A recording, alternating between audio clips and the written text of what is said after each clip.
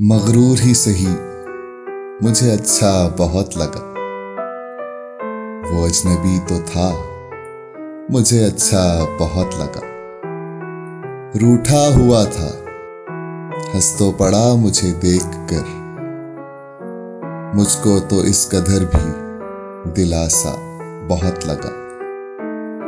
صحرا میں جی رہا تھا جو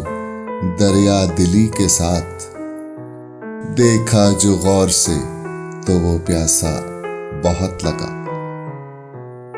لپٹا ہوا ہو کوہر میں جیسے خزاں کا چاند، میلے لباس میں بھی وہ پیارا بہت لگا، ریشم پہن کے بھی میری قیمت نہ بڑھ سکی، کھدر بھی اس کے جسم پہ مہنگا بہت لگا، محسن جب آئینے پہ میری سانس جم گئی، مجھ کو خود اپنا عکس بھی دھندلا بہت لگا۔